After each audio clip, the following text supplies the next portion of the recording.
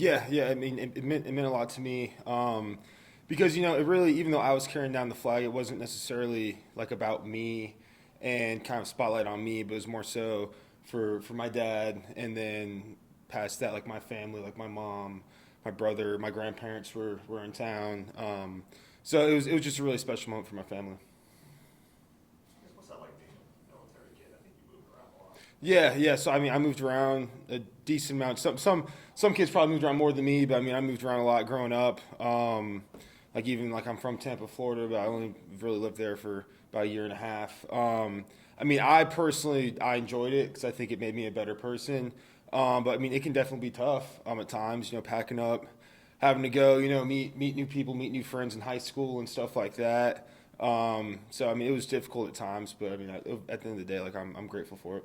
What were the different places? I think you were in Hawaii. Yeah, so I was born in Michigan, and then I moved to Northern Virginia, outside DC, and then lived on Oahu, Hawaii, and then I moved to a small town called Chatham, Illinois, outside of Springfield, and then Tampa, Florida. I guess do you have any of that kind of Hawaii, like Oahu or whatever they call it? Like type of personality? Oh, I mean, I don't really know because I mean, like I only lived there for about like 3 years or so. But I mean, I really enjoyed my experience, my time there. I mean, it was definitely different than anywhere else I lived. Living in Eva Beach, Hawaii in particular. People that are from there know what that's like. But I mean, it was a great place, great people. I mean, I enjoyed it.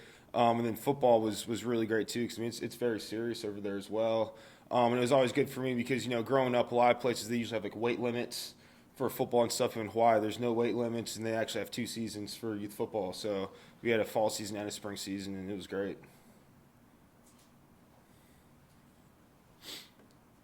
But how do you feel like the offensive line kind of played as a group this past week? I mean, I think we played pretty well. I mean, we were very efficient in the run game. I think when we had a pass protect, we did for the most part. I mean, we gave up a sack or two here and there, but I mean, it's going to happen. But I mean, I thought we did well because we knew coming into the game that we'd have to run the ball. We knew that they're a good defense that moved around a lot, a little bit similar to Syracuse in a way, from a structure standpoint.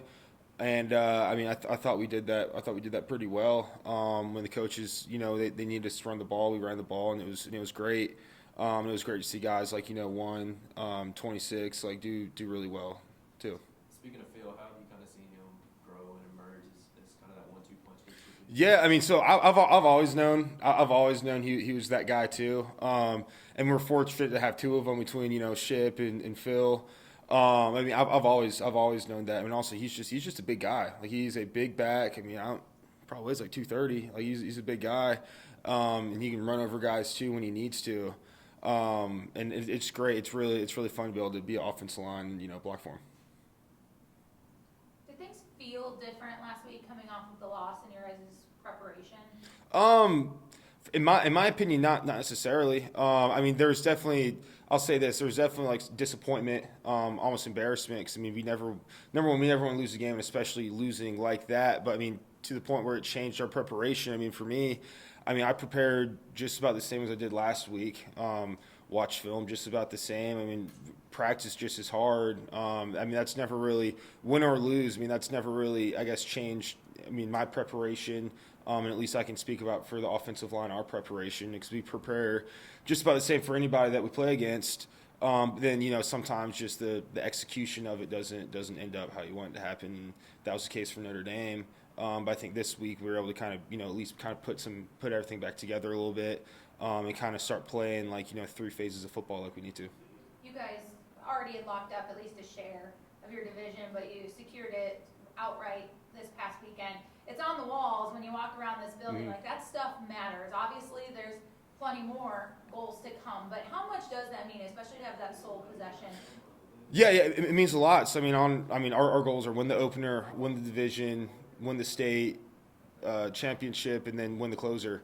And that's just another stepping stone for us as we go along with our journey in this season. And yeah, it's really important. It means a lot. I mean, we don't want to just have like a like a tie. Here you guys go. Like no, we want to earn it and we want it. We were able to do that, which is really important. And also I think it's really cool too because I'm pretty sure this is the last year of divisions for the ACC ever. I think next year and going on it's going to be more kind of like pool play, stuff like that. So us being able to outright win that for the last year of division play, I think is really really important. I think it's deservingly so. Us being Clemson.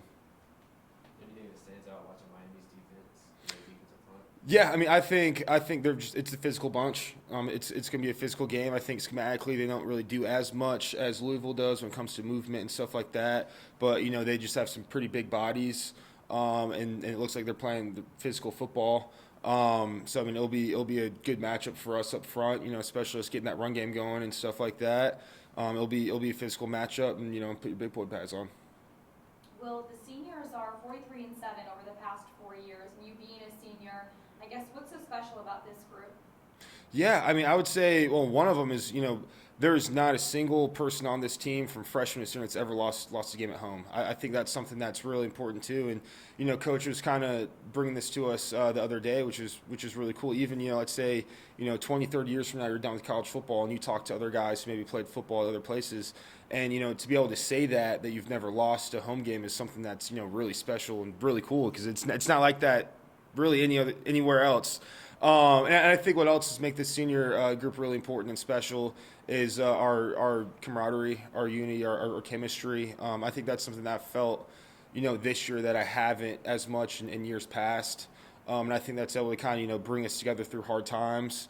I think some of that was forged through last year and some of those hardships we had to go through, and knowing what it takes from winning big time games too.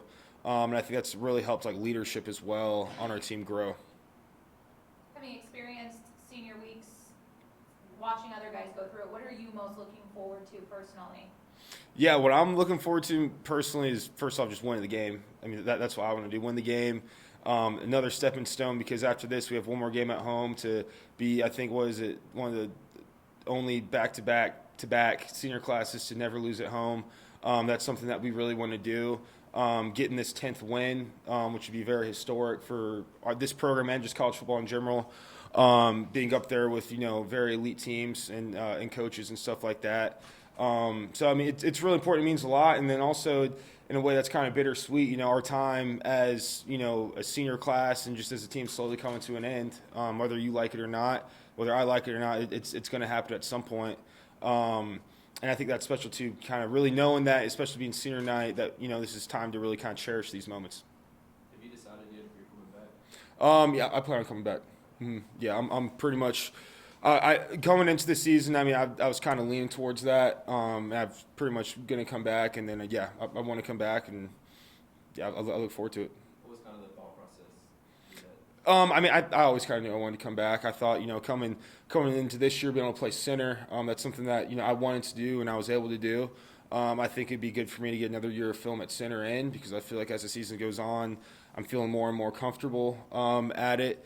And I feel like, having another season where I can do that would be great as well. Also looking forward to, getting my MBA while I can, while I'm still in college. And also, I mean, I like Clemson a lot, and I'm in no rush to go anywhere. I'm having a good time. So, yeah, I'm in no rush to leave. So that just made all the sense to come back. What are some of the challenges, I guess, like how have you kind of grown in your role, being the center, calling out blitzes, that kind of stuff? What kind of challenge did Louisville have with that? Yeah, so Louisville was challenging, but also what helped me a lot too was being prepared because, like I said, they're kind of similar to Syracuse in a way, and that was only, 2 weeks prior. So really I had to do a lot of film study for Syracuse, making sure I could, think on the fly really quickly. And then once Louisville came, I had to do the same. But as I did that, I kind of reflexes started hitting, and I kind of remembered, our calls, our schemes, and what do we want to do on certain plays. So that was different too. And then past that, it was just personnel, because obviously every team has different players. But from a schematic standpoint, I mean, I just spent time, but I spent a ton of time against Syracuse doing that stuff, and they were a little bit similar with that, at least for our structure and how we wanted to attack it. So that made it a little bit easier. I've been asking guys because I'm assuming we're not going to get to talk to you next week. You guys spend Thanksgiving together as a team. What's that experience like? Everybody else on campus gets to go home, and you guys stay, and it's you guys as a football family, what's that experience like? Yeah, I mean, for me, it's just normal now for me. Thanksgiving and even Christmas for me. I mean, I haven't been home for Christmas since I've been here. So, I mean, and that kind of just comes with kind of that brotherhood and that special bond we have with each other. You know, like I've been here all day. I'm gonna be here for hours and hours after this, and we're just always. I live with teammates and stuff like that. So honestly, for me, it's just kind of like another day. Even though it's Thanksgiving, and that's another thing too. I feel like when you're in season, some of the holidays and stuff like that, is you don't really even realize it half the time because you're just so busy, practicing, watching film, focusing on getting better, and who's our next opponent and stuff like that. That you don't really even notice that it's Thanksgiving, which is really nice. And then I know for someone like me who's a little bit farther away from home, usually guys who live closer and stuff like that, or even coaches usually have us over for Thanksgiving. So I'm always looking forward to that. Have you thought at all about what you'll be thankful for this year? You guys go around the table? Yeah, no, not necessarily, but I mean, as always, I'm very thankful for my family, for raising me and letting me give them this opportunity to play college football, and I'm thankful for the coaches for allowing me to come here, and then I mean, most importantly, I'm thankful for my teammates for making this just a really great experience. And then my last one that I'll make you look ahead for. So please play with me here. Okay. You guys have South Carolina next week, that in-state rivalry. Like you said, when the state's another one of those on the board. What's it like to experience that game, and especially to be an out-of-state kid? So it's not like you grew up watching and experiencing and having something in this rivalry. What's it like to get invested in that? I think it's a different experience. So like I remember when I was a little kid, I grew up in Michigan, and I remember Michigan State, huge rivalry and stuff like that. And I think the longer you're around, the more you understand. While maybe being an out-of-state guy and coming in maybe not being that invested to the rivalry, I think being around people, there's plenty of guys from our team who are from South Carolina, classmates, friends, and stuff like that in this community. It slowly kind of grows on you. And another thing I'm looking forward to as well is, I've never played South Carolina at home ever since I've been here because, 19 was at their place, 20 didn't play them. Last year was at their place. So I think it'll be a really cool experience, being able to be a part of the, very historic rivalry that it is and do it in the Valley. Thank you. Any questions for Will from Zoom? Anybody else in the room? All right. Thanks, bud. Yep, no problem.